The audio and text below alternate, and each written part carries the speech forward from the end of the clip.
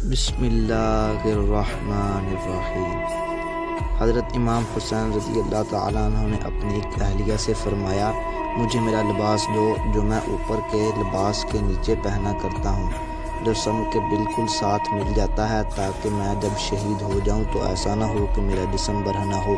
اوپر کا لباس پھٹ بھی جائے تو جو جسم کے ساتھ ہوگا اس سے میرا جسم پر بنا نہ ہوگے۔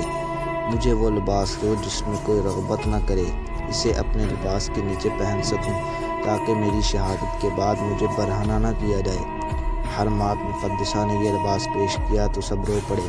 پھر سرکار سیدہ امام علی مقام کی اللہ نے اپنے زیر لباس کو پہنا، اور پھر اس کے اوپر اپنا کھلا لباس پہنا، پھر اس کے اوپر اپنا جبہ مبارک پہنا اور امامہ مبارک سر پر کپڑے کی ٹوپی رکھ کر باندھا، اور ایک چادر مبارک اپنے کندھوں پر رکھی، اور پھر زرہ پہنی اور ہاتھ میں تلوار لی، اور چہر و ریش اقدس پر دونوں ہاتھ پھیرے، اور سرکار سید الشہداء نے فرمایا، میری طرف سے سلام ہو تم پر، اب میں جا رہا ہوں۔ یہ ایک عجیب، دردناک اور رقت امیز وقت تھا، جبکہ اب ان کے سرداران ان سے ہمیشہ کے لیے جدا ہو رہے ہیں۔ سب کی نگاہیں سرکار امام کی طرف لگی ہوئی ہیں، اور امام ان کو دیکھتے دیکھتے خیام سے باہر تشریف لائے، تو اس وقت اہل خیام پر کیا گزری ہوگی۔